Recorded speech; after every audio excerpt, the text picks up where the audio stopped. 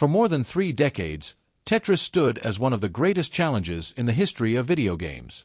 Released in the mid-1980s, the game captivated millions of players around the world. Its simple design, falling geometric blocks that players had to arrange into complete lines, masked an incredibly deep and unforgiving difficulty curve. People competed for high scores, set world records, and streamed endless attempts, but no one had ever truly beaten the game. That was, until one day, after 34 long years, an ordinary player from America finally achieved the impossible. The player's name was Michael Harris, a young man from Dallas, Texas. Michael was not a celebrity, not a professional gamer with sponsorships, and not a world record holder, at least, not yet. He was simply a college graduate with a passion for retro video games. He worked as a software engineer during the day and spent his nights revisiting the classics on his old CRT television and NES console.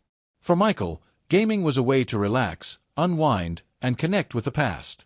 But when he stumbled upon an online community of Tetris enthusiasts, his life took a dramatic turn. The community often joked about the kill screen, the point at which Tetris would become so fast and unstable that it would crash or freeze. For years, this was considered unbeatable. Even the most skilled players, including legends of the speedrunning community, had failed to make it past the final technical limits of the game. It wasn't just about reflexes. It was about human endurance, patience, and the sheer will to keep going when the game was moving at nearly impossible speeds. Michael was fascinated. He spent months studying the techniques of the top players.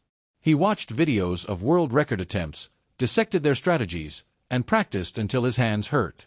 He learned about the hypertapping technique, where players vibrate their fingers at incredible speeds to move the blocks faster than normal.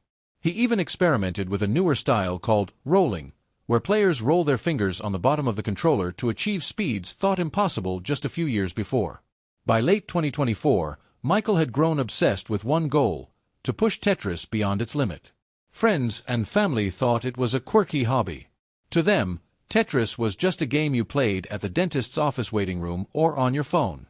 But for Michael, it became something more. He saw it as a challenge left unfinished for generations. Someone had to prove it could be done. Every night, after long shifts at work, Michael sat in his small apartment surrounded by retro posters and stacks of game cartridges.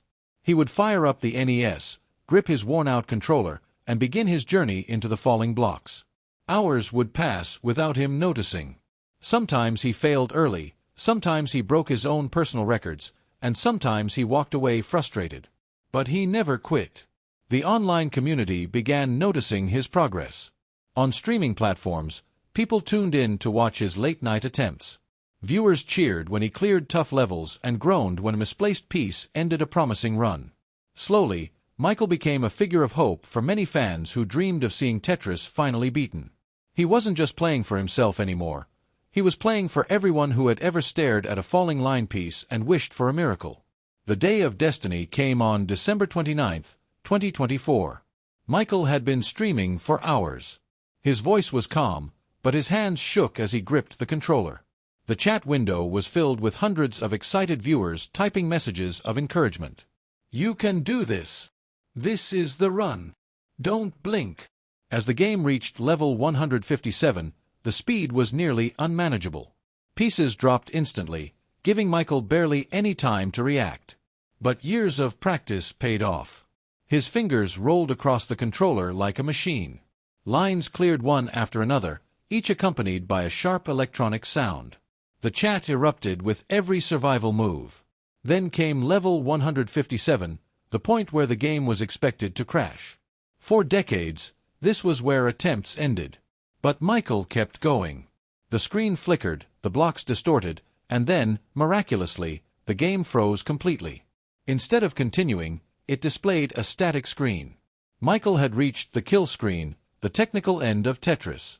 After 34 years, someone had finally beaten it. Michael leaned back in his chair, hands over his face, as the chat exploded in celebration. Thousands of messages poured in, congratulating him on making history. He had done what no one else had before. He had pushed Tetris to its final limit. News spread quickly. Gaming blogs, news outlets, and television programs picked up the story. "Texas man beats Tetris after 34 years," the headlines read. Michael was invited to gaming conventions, interviewed by major media outlets, and celebrated as a legend of the retro community. The once unknown software engineer had become a symbol of perseverance and dedication. But Michael remained humble.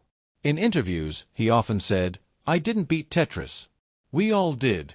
Everyone who ever played the game, everyone who ever dreamed of this moment, they were a part of it. I just happened to be the one holding the controller." The impact went far beyond a single victory. Michael's achievement inspired a new generation of gamers to pick up classic titles and chase impossible goals. It reminded people that no matter how simple or old a game may seem, it still had the power to create legends. It also brought the Tetris community closer together, united by a shared triumph that had been decades in the making. Michael continued streaming, but he no longer felt the same pressure. He had accomplished the ultimate goal. Now, he played for fun, sharing his love of retro games with anyone who wanted to watch. He often laughed when people asked what was next. "Once you've beaten Tetris," he would say, "everything else feels a little easier." Years from now, people will still tell the story. Parents will explain to their kids how one man in Dallas, after countless nights of determination, finally brought an end to a game that seemed endless.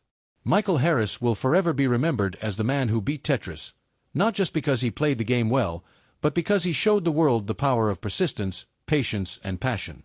In the end, Tetris was never just about blocks falling on a screen. It was about humanity's drive to push boundaries, to chase the impossible, and to prove that with enough heart, even the toughest challenges can be overcome. And thanks to Michael, the world learned that after 34 years, Tetris could indeed be beaten.